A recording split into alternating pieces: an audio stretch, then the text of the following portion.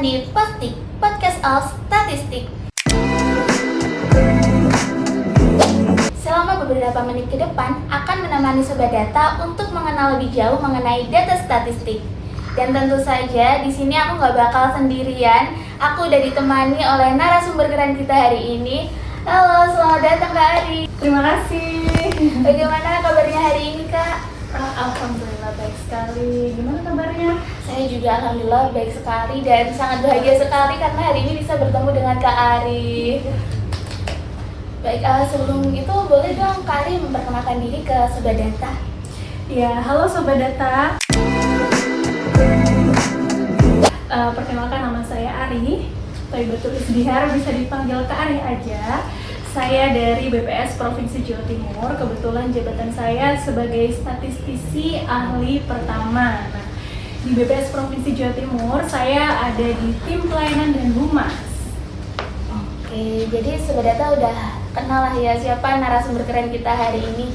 Baik, selanjutnya saya mau tanya nih Kak. Saya dengar-dengar di BPS itu ada pelayanan Rp0. Nah, itu benar nggak sih Kak? Betul ya. Kebetulan memang sebagian besar pelayanan kami gratis ya, tapi memang ada yang berbayar. Nah, pelayanan berbayar ini bisa dijadikan Rp0 loh. Wah, dijadikan Rp0. Itu maksudnya gimana Kak? Ya, jadi untuk lembaga negara, untuk pemerintah, untuk lembaga pendidikan itu bisa mendapatkan pelayanan data secara Rp0. Nah, Rp0 ini karena memang sebelumnya itu pelayanan datanya ini berbayar karena menyangkut data yang namanya produk BPS, namanya data mikro dan peta digital. Tuh. Wah, keren sekali ya. Kita breakdown dulu nih satu-satu dulu ya Kak. Untuk data mikro dan peta digital sendiri itu tadi ya, itu apa yang dimaksud dengan keduanya? Iya, jadi data mikro dan peta digital itu merupakan salah satu produk BPS yang dipublikasikan secara berbayar PNBP atau penerimaan negara bukan pajak. Nah, jadi uangnya itu nanti langsung masuk ke kas negara, jadi nggak masuk ke BPS nih. Nah, untuk data mikro sendiri, kita mulai dari data mikro ya. Nah, data mikro itu merupakan bentuk mentah dari data yang dihasilkan BPS selama ini. Jadi BPS itu kan melakukan survei dan sensus begitu. Nah, jawaban dari pertanyaan yang ada di survei dan sensus itu yang namanya data mikro. Jadi langsung jawaban tiap respondennya. Nah, itu namanya data mikro. Nah, data mikro ini berarti individual data ya, belum data agregat gitu, maksudnya belum diagregasi setiap wilayah gitu, jadi masih mikro dia, individual. Nah, data mikro ini tidak semerta-merta jawaban dari pertanyaan langsung bisa kita beli gitu. Ada yang namanya proses confidentiality. Oh, jadi ada nama yang data yang namanya confidentiality ya tadi. Aduh, maaf ya teman-teman. Oke, terus apa sih yang dimaksud dengan apa itu confidentiality ya tadi? Ya. Jadi confidentiality itu untuk menghilangkan, yang pertama, menghilangkan identitas responden. Jadi nama dan alamat responden sudah dihilangkan untuk menjaga kerahasiaan ya, dihilangkan dan diganti dengan ID dan kode kabupaten saja.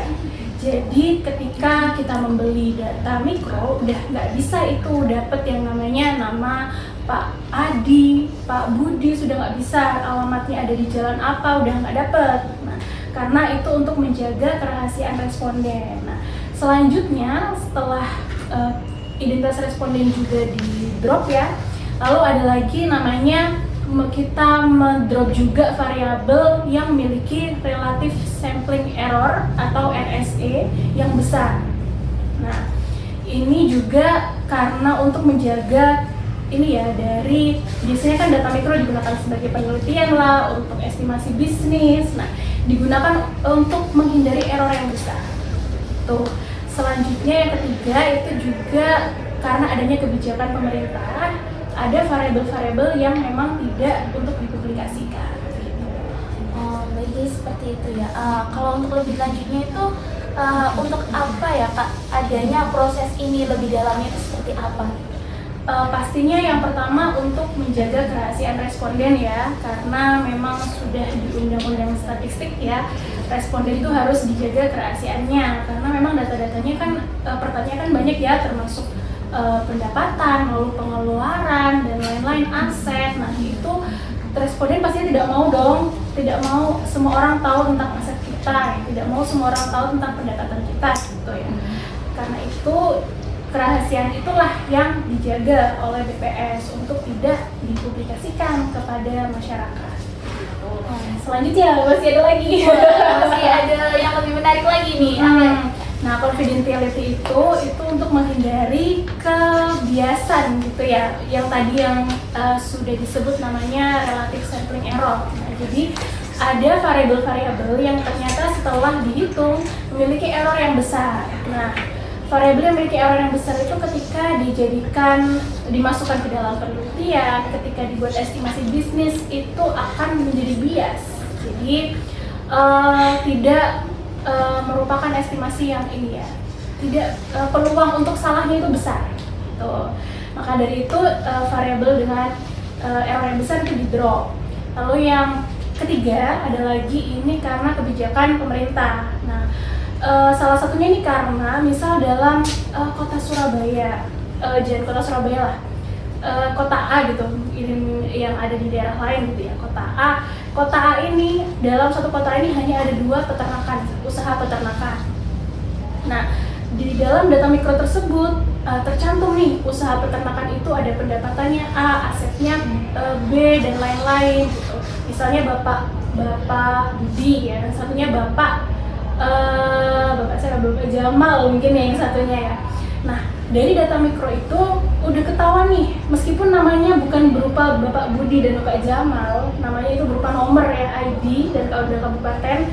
Misal di kota A itu usaha satu orang pertama itu asetnya segini, usaha peternakan yang pertama tuh asetnya segini. Nah itu kan orang bisa mengira ya, kalau nggak Bapak Budi ya Bapak Jamal yang asetnya segini, kalau nggak Bapak Budi ya Bapak Jamal yang pendapatannya segini gitu. Nah itu yang dijaga gitu dari pemerintah. Jadi variabel-variabel yang berpotensi menimbulkan dimanfaatkan secara tidak diinginkan ya, untuk hal yang tidak diinginkan itu juga di-drop gitu. Wah, jadi keren sekali ya BPS ini menjaga banget privasi dari pemilik data tersebut ya. Nah, selanjutnya saya pengen tahu nih, tapi mungkin juga sudah data pengen tahu data mikro yang ada di BPS itu ada apa saja ya Kak, kalau boleh tahu? Untuk data mikro beragam ya, karena memang BPS juga menjalankan survei dan sensus yang beragam ya.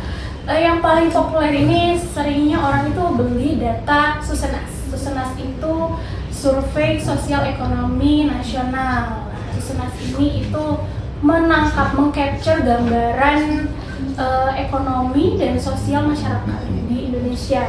Jadi dari pengeluaran makanannya, pengeluaran non makanan, ya, pengeluaran untuk tabungan, lalu asetnya apa, gitu dan seterusnya, sampai ke kesehatan, pendidikan, bekerja atau tidak, berusaha atau tidak, itu ditangkap semua di Susenas ya, untuk mengcapture yang namanya kesejahteraan masyarakat. Jadi Susenas itu untuk menangkap kesejahteraan masyarakat di Indonesia itu. Nah, Sakernas ini fokus ke ketenaga kerjaannya. Jadi seberapa banyak sih orang yang menganggur di Indonesia? Lalu seberapa banyak sih orang yang bekerja di bidang apa, bekerja sebagai apa? Nah itu semua ditangkap di Sakernas.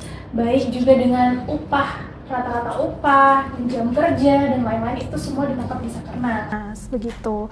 Lalu selanjutnya ada yang namanya potensi desa. Nah, potensi desa ini menangkap fasilitas yang ada di desa. Nah, berapa sih desa yang punya fasilitas pendidikan, yang punya fasilitas kesehatan. Nah, fasilitas yang dipunyai desa ini kan yang membuat citra desa itu, apakah desa maju, apakah desa yang kurang membutuhkan fasilitas atau dan lain-lain begitu. Itu dari potensi desa, dan banyak lagi data mikro lainnya. Kalau misalnya banyak yang nanya nih, kita teruskan bahas data mikro aja ya di lain waktu gitu. Wah, baik nih Sobat Data, kalau mau tahu lebih banyak nih soal data mikro, mungkin next kita bakal bahas itu ya Kak. Betul, kita akan bahas itu kalau banyak yang mau ya. Kalau banyak nanya, makanya komen dong. Ya, komen, like, dan jangan lupa share juga ya. Baik, Kak, lanjut nih mengenai kalau peta digital itu sendiri produk seperti apa?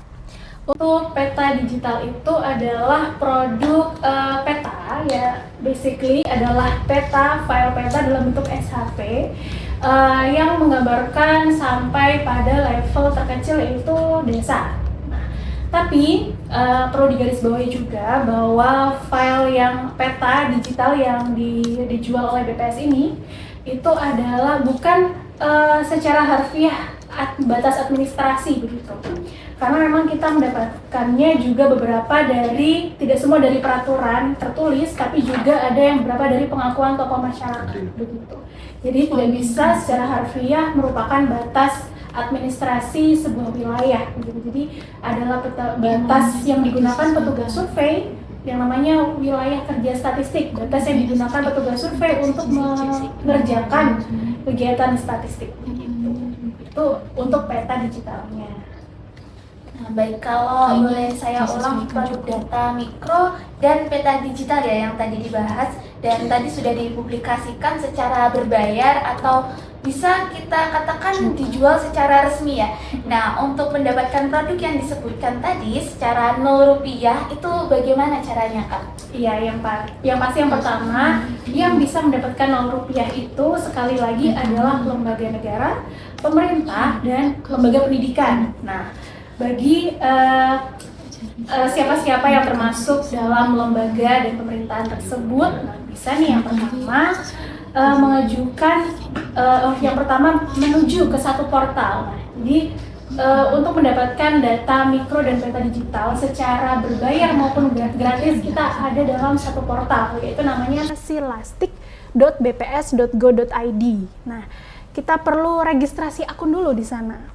Registrasi akun pastinya dengan menggunakan akun kantor ya, akun kantor setingkat eselon 2. Jadi kalau misalnya di universitas atau perguruan tinggi berarti akun fakultas ya. Akun fakultas yang dibuat untuk registrasi di Silastik. Nah, selanjutnya otomatis ketika kita registrasi akun di Silastik, akun tersebut akan menjadi akun berbayar. Akun mode berbayar. Nah, modenya ini yang harus kita ubah ke mode Rp0. Caranya dengan menggunakan menu akun Pusdatin. Nah, di akun Pusdatin nanti pengguna diminta untuk mengisi form.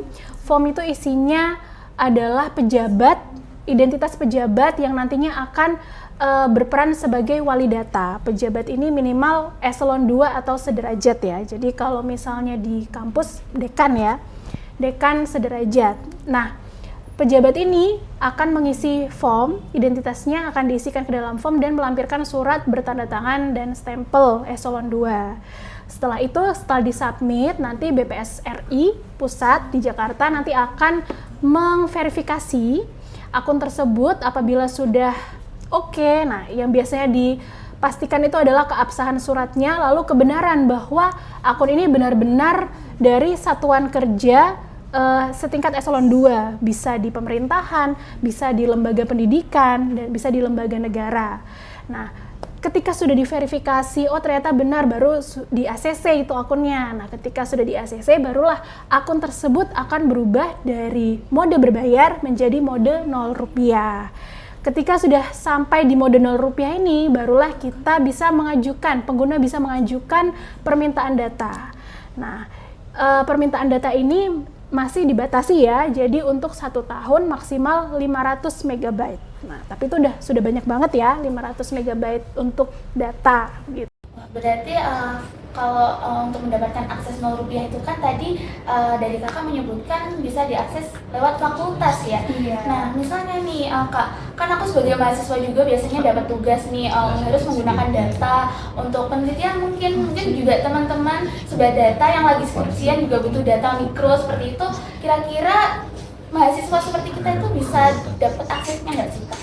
Bisa banget. Nah, tapi lewat fakultas gitu. Jadi fakultas ini Bapak atau Ibu Dekan yang diberikan kepercayaan sebagai wali data yang akan mendapatkan datanya itu diberikan kepercayaan untuk mengelola data tersebut. Bisa untuk penelitian dosen, bisa untuk penelitian mahasiswa. Jadi mahasiswa bisa meminta kepada fakultasnya bekerja sama apakah fakultas tersebut bisa meminta data 0 rupiah dari BPS tentang ini begitu. Jadi lebih ke kolaborasi gitu ya dengan fakultas gitu.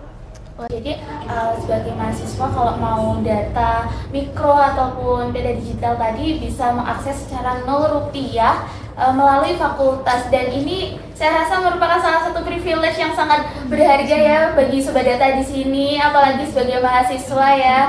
Jadi setelah ini pasti teman-teman atau Sobat Data udah tahu ya gimana caranya kita mendapatkan data mikro itu sendiri. Nah, mungkin kalau teman-teman atau Sobat Data pengen tahu lebih banyak soal data mikro, tadi kan masih dibahas beberapa saja ya. Mungkin teman-teman bisa komen nanti mau dibahas mengenai data mikro yang apa supaya kita bisa drop down atau untuk dijelaskan lebih dalam lagi. Baik, mungkin itu saja kakak yang bisa kita sampaikan ke teman-teman Sobat Data. Nah, bagi Sobat Data, jangan lupa untuk like, comment, and subscribe karena kita akan punya pembahasan di podcast-podcast selanjutnya yang lebih menarik. Jadi untuk Sobat Data, see you!